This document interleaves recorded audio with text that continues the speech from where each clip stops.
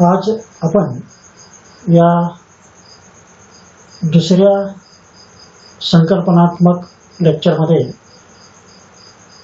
मी आपल्या सर्वांचं स्वागत करतो। आज हा संकल्पनात्मक लेक्चरचा दुसरा भाग आहे। कालच्या भागामध्ये आपण एकूण 20 संकल्पना अर्थशास्त्राच्या दृष्टिकोनातून ज्या महत्त्वाच्या आहेत त्या बघितल्या होत्या। आजही आपण महत्त्वाच्या 20 संकल्पना बघणार आहोत, ज्या संकल्पना विद्यार्थ्यांना अभ्यासासाठी त्याचबरोबर त्यांच्या आयुष्यामध्ये येणाऱ्या विविध टप्प्यावर उपयोगाच्या असणाऱ्या ह्या संकल्पना आहेत। यातली आजची पहिली जी संकल्पना आहे ती म्हणजे उत्पादन संस्था म्हणजेच फर्म। उत्पादन संस्था ही एक अशी संकल्पना आहे ज्या संकल्पनेमध्ये उत्पादन व व्यापार या क्षेत्रातील प्रवर्तक संघटना असतात। मग टाटा असेल,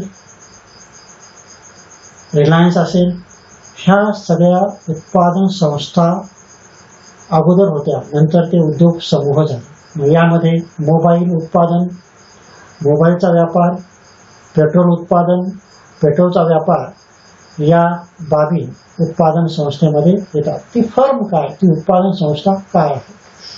दुसरी महत्त्वाची संकल्पना आहे ती म्हणजे उत्पादनाचे घटक। उत्पादनाचे घटक उत्पादन घेताना उत्पादन संस्था उद्योग क्षेत्रामध्ये एक महत्त्वाची संकल्पना आहे ती म्हणजे उत्पादनाचे घटक। मग आता उत्पादनाचे घटक किती आहेत? उत्पादनाचे एकूण 4 घटक आहेत। त्यापैकी भूमी, श्रम, भांडवल आणि संयोजक हे उत्पादनाचे 4 घटक आहेत। कोणत्याही उत्पादन प्रक्रियेमध्ये उत्पादनाचे हे 4 घटक असतात आणि ह्या 4 घटकाशिवाय उत्पादन प्रक्रिया पूर्ण होत नाही। म्हणून उत्पादनाचे घटक फॅक्टर ऑफ प्रोडक्शन ज्याला आपण म्हणतो ते भूमी, श्रम, भांडवल आणि संयोजक या प्रकारचे असतात। पुढची संकल्पना आहे उद्गामी कर म्हणजेच प्रोग्रेसिव्ह टॅक्सेस।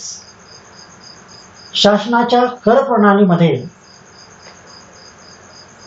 हा उद्गामी कर नावाचा एक घटक आहे, प्रोग्रेसिव्ह टॅक्सेस। प्रोग्रेसिव्ह टॅक्सेस म्हणजे काय? ज्या ज्या पद्धतीने तुमचं उत्पन्न वाढत जाईल, म्हणजेच उत्पन्नाच्या वाढत्या पातळ्यानुसार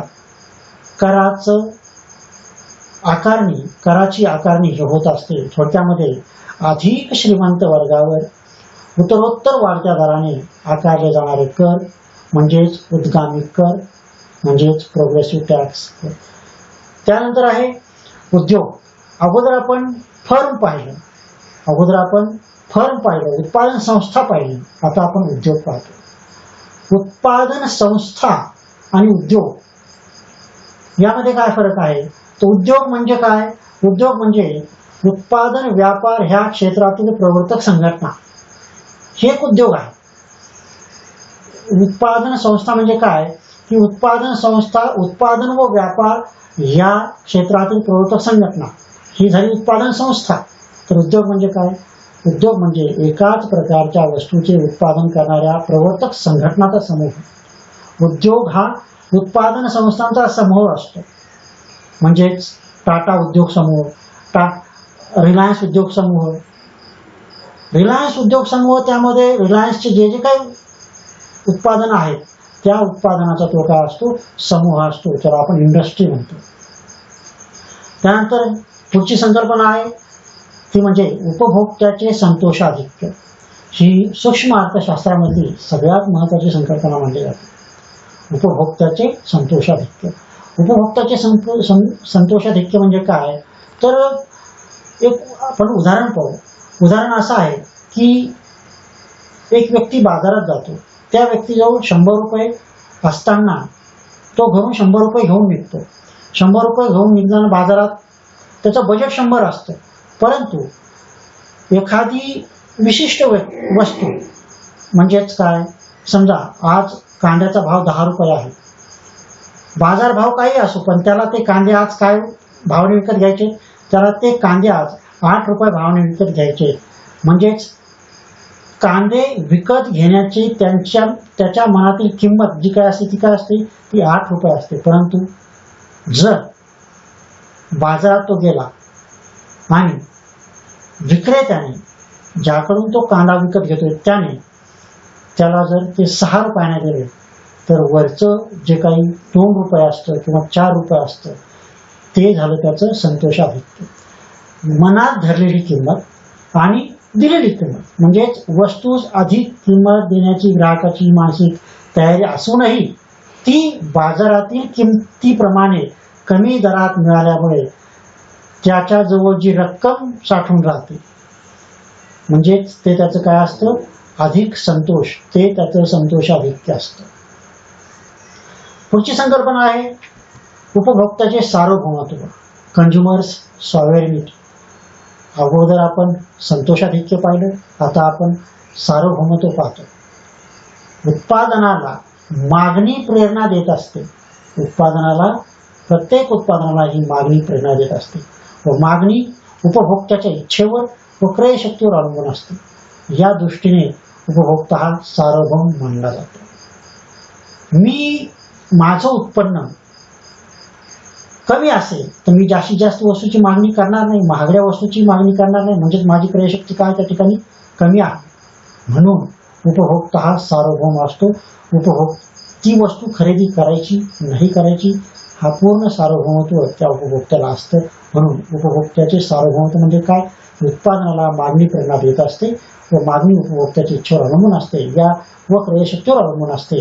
या दृष्टीने उपभोक्ता हा सार्वभौम मानला जातो. यालाच उपभोक्त्याचे सार्वभौमत्व असे मानतात. त्यानंतर पुढची संकल्पना आहे ती म्हणजे उपयुक्तता मूल्य, युसेस व्हॅल्यू. युसेस व्हॅल्यू म्हणजे काय, वस्तूच्या पुरवठ्याचा विचार न करता तिच्या केवळ उपयुक्ततेवर मानले जाणारे मूल्य. वस्तूचा पुरवठा किती होते, कमी होतोय की जास्त होतोय याकडे लक्ष न देता तिची उपयोगिता काय आहे त्या उपयोगितेनुसार त्या मूल्याचं मापन करणे म्हणजेच उपयुक्तता मूल्य होय. पुढची संकल्पना आहे ती म्हणजे उपयोगिता. सर्वसाधारणपणे अर्थशास्त्रातील जी मूळ संकल्पना आहे, अर्थशास्त्रामध्ये जी मूळ संकल्पना आहे त्या मूळ संकल्पनेपैकी एक असलेली संकल्पना म्हणजे काय, उपयोगिता. उपयोगिता म्हणजे काय, उपयोगिता म्हणजे मानवी गरज भागविण्याची त्या वस्तूमधील क्षमता होय. मी एक आंबा खातो, त्या आंब्यामध्ये माझी भूक भागवण्याची जी क्षमता आहे ती झाली माझी त्या आंब्याबद्दलची उपयोगिता. मी गाडी चालवतो, त्या गाडीपासून जी काही माझी गरज माझ्या समाधानात भर पडणारी जी काही क्षमता असते ती त्याची काय झाली, उपयोगिता. म्हणजेच मानवी गरज भागवण्याची वस्तूमधील असलेली क्षमता किंवा शक्ती, वस्तूची किंवा सेवेची क्षमता किंवा शक्ती कशासाठी, मानवी गरज भागवण्यासाठी, त्याला म्हणतात उपयोगिता. पुढची संकल्पना महत्वाची आहे ती म्हणजे ऊर्ध्वाधर संयोग, ज्याला आपण इंग्लिशमध्ये व्हर्टिकल इंटिग्रेशन म्हणतो. व्हर्टिकल इंटिग्रेशन म्हणजे काय की उत्पादन प्रक्रियेमध्ये विविध स्तर असतात, त्या प्रत्येक स्तरांचं प्रत्येक क्रियेचं एकसूत्रीकरण म्हणजेच कच्च्या मालापासून ते अंतिम वस्तू बाजारात विक्रेपर्यंत. व्हर्टिकल इंटिग्रेशन परस्परांमध्ये काय संबंध, विविध स्तरावर. मग रॉ मटेरियल वस्तूच्या कारखान्यामध्ये आणण्यापासून तर अंतिम वस्तू बाजारात पोहोचण्यापर्यंत त्या उत्पादन प्रक्रियेमध्ये विविध स्तर असतात. त्या स्तरावरील ज्या क्रिया घडतात त्यामध्ये एकसूत्रता आणणे म्हणजेच काय, ऊर्ध्वाधर संयोग, ज्याला व्हर्टिकल इंटिग्रेशन असे म्हणतात. पुढची संकल्पना आहे ते म्हणजे औद्योगिक संबंध, इंडस्ट्रियल रिलेशन्स. आज आपण बघतोय की लॉकडाऊनच्या काळामध्ये अनेक कंपन्या बंद पडल्या, अनेक कंपन्या कामगाराविना बंद पडल्या आणि अनेक कंपन्या शासकीय निर्देशानुसार सुद्धा बंद पडल्या. परंतु औद्योगिक संबंधाचा सगळ्यात महत्वाचा अर्थ असा की मालक व कामगार यांच्यामध्ये कशा पद्धतीचे परस्पर संबंध आहेत.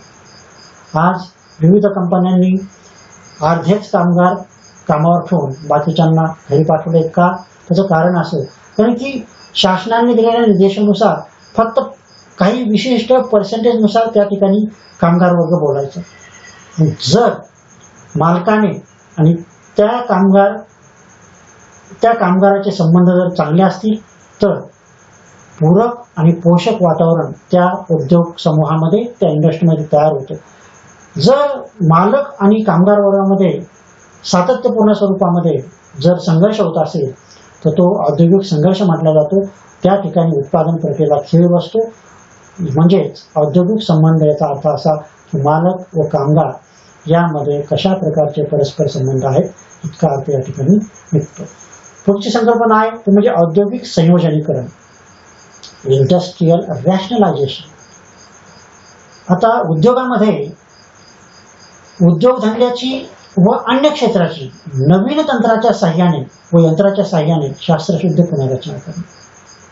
आपण पाहतोय यांत्रिकीकरणाच्या युगामध्ये एकच यंत्र 10 जणांचं काम करतं. औद्योगिक संयोजनीकरण आहे. उद्योगधंद्याची इतर आर्थिक क्षेत्रासोबत जुळवणी कशासोबत करतोय तर तंत्र व यंत्राच्या साह्याने शास्त्रशुद्ध पुनर्रचना करणे. प्रत्येक गोष्टीमध्ये तंत्रशुद्ध, शास्त्रशुद्ध या बाबी या उद्योग संयोजीकरणामध्ये अंतर्भूत असतात. म्हणून उद्योगाची व अन्य आर्थिक क्षेत्राची नवीन तंत्राच्या साह्याने किंवा यंत्राच्या साह्याने केलेली पुनर्रचना जी शास्त्रशुद्ध असली पाहिजे ते म्हणजे औद्योगिक संयोजनीकरण. त्यानंतरची संकल्पना आहे ती करदान क्षमता किंवा करदेय क्षमता, टॅक्सेबल कॅपॅसिटी. ही सार्वजनिक अर्थशास्त्राच्या दृष्टीने फार महत्वाची संकल्पना असून सर्व जनतेच्या दृष्टीने सुद्धा महत्वाची संकल्पना आहे. कारण कर हा प्रत्येक जण देत असतो. मग कर देण्याची कुवत ही व्यक्तीच्या उत्पन्नावर व शासनाच्या धोरणाविषयी तिला वाटणाऱ्या उत्साहावर अवलंबून असते. मला वाटलं की माझ्यावर कराचा जास्त भार पडतोय, माझी कर देय क्षमता, माझं उत्पन्न जास्त असल्यामुळे जास्त आहे, परंतु एखाद्याचं उत्पन्न कमी असल्यामुळे त्याची कर देय क्षमता काय असते, कमी असते. देणाऱ्याची कुवत, कर देणाऱ्याची कुवत ही व्यक्तीच्या उत्पन्नावर व शासनाच्या धोरणाविषयी तिला वाटणाऱ्या उत्साहावर. मला जर वाटलं शासनाचं धोरण कराबाबत फारच किचकट आहे तर मला ते थोडं वेगळं वाटतं. मग कर देय क्षमता ही कशावर अवलंबून असते, उत्पन्न व शासनाच्या धोरणाविषयी उत्साह वाटणे यावरती अवलंबून असते. पुढची संकल्पना आहे ती म्हणजे करभार. कर देय क्षमतेच्या समतुल्य ही संकल्पना आहे. एक क्षमता पाहते, करदेय क्षमता कुणाची किती क्षमता आहे, दुसरा आहे करभार, कुणावर किती भार पडतो, इन्सिडन्स ऑफ टॅक्सेशन. वसूल केलेल्या कराचा बोजा शेवटी कोणावर किती प्रमाणात पडणार याचा विचार या संकल्पनेने होतो. शासन करभार वाढवतं, कर मर्यादा वाढवतं, कराचे दर वाढवतो. तो कराचा दर वाढवल्यामुळे कराचा भार कोणावर किती पडतो हा सगळ्यात महत्वाचा मुद्दा या ठिकाणी विचारात घ्यावा लागतो. म्हणून वसूल केलेल्या कराचा बोजा शेवटी कोणावर पडणार आहे, शेवटी कोणावर म्हणजे उत्पन्न जास्त असेल त्यावर जास्त, उत्पन्न कमी असेल त्यावर कमी, म्हणजेच करभार, इन्सिडन्स ऑफ टॅक्सेशन. त्यानंतरची संकल्पना आहे कर्ज देय निधी. कर्ज देय निधी ही एक सर्वसाधारण संकल्पना असून याचा संबंध बँका व वित्तीय बाजारपेठा यांच्याशी लावले जातो. वित्तीय बाजारपेठेमध्ये कर्ज देय निधी, बँका काय करतात, बँकाचं एक सूत्र आहे, बँकेचं एक सूत्र असतं. ते सूत्र कुठलं आपण पाहतो की बँकिंग प्रणालीमध्ये एक महत्वाची संकल्पना आहे. कुठली ती आहे पतनिर्मिती.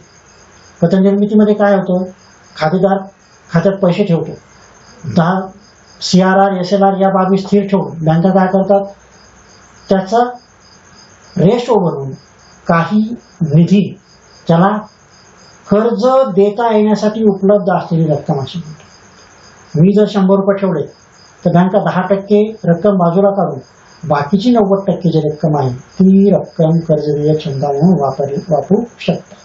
सगळीच रक्कम बँका कर्जदेय क्षमता करू देत नाही. लोनेबल फंड बँकाचा ओव्हरऑल नसतो, काही रक्कम ठेवावी लागते. या बँकाची विविध धोरणं असतात, SLR असतो, CRR असतो, रेपोरेट असतो, रिव्हर्स रेपोरेट, ह्या सगळ्या बाबी बँकेला विचारात घेऊन कर्जदेय क्षमतेचं धोरण अवलंबावं लागतं. त्यानंतर पुढची संकल्पना आहे ती म्हणजे कल्याणाचे अर्थशास्त्र. कल्याण, आर्थिक, ज्याला आपण वेलफेअर इकॉनॉमिक्स असं म्हणतो, ही सर्वसाधारणपणे एक अशी संकल्पना आहे ती म्हणजे कल्याण कोणाचं, तर शासन ज्या योजना राबवतं त्या योजनेचा लाभ, त्या योजनेचा उपभोग घेऊन उपभोक्त्याला किंवा मानवाला मिळणारे समाधान कशात मोजलं जातं, कशात अभ्यास केला जातो, वेलफेअर इकॉनॉमिक्समध्ये त्याचा अभ्यास केला जातो. त्यानंतर आहे पुढची संकल्पना किमतीचा निर्देशांक. संकल्पना फार व्हास्ट आहे, संकल्पना विस्तृत आहे, परंतु प्राइस इंडेक्स नंबर हा सर्वसामान्याच्या आयुष्याचा अप्रत्यक्ष भाग आहे.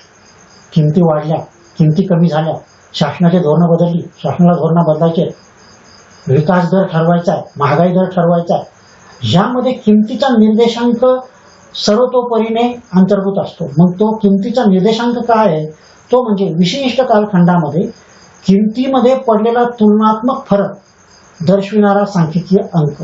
1990चा किंमत निर्देशांक काय होता, त्याच्या अगोदरचा काय आणि आज ज्या किमतीबद्दल आपण बोलतोय त्याचा किंमत निर्देशांक काय आहे, तो विशिष्ट सांख्यिकीय अंक असतो. ज्या वर्षातील परिस्थितीशी तुलना करायची असेल त्या पायाभूत वर्षातील किमतीच्या पातळीचा निर्देश 100 या अंकाने केला जातो व तुलना करायच्या वर्षातील पातळीचे मान म्हणजेच आकडे मान तुलनेत योग्य अंकाने दर्शवले जातात. यामध्ये 3 गोष्ट आहे. एक आकडेवारी, दुसरी 2 वर्षातील तुलना, तिसरी पायाभूत किमती. ह्याचं एकत्रीकरण ह्या किमतीच्या निर्देशांकामध्ये केलं जातं. त्यानंतर पुढची संकल्पना आहे ती म्हणजे क्रयक शक्ती समानता सिद्धांत, पर्चेसिंग पॉवर पॅरिटी थिअरी.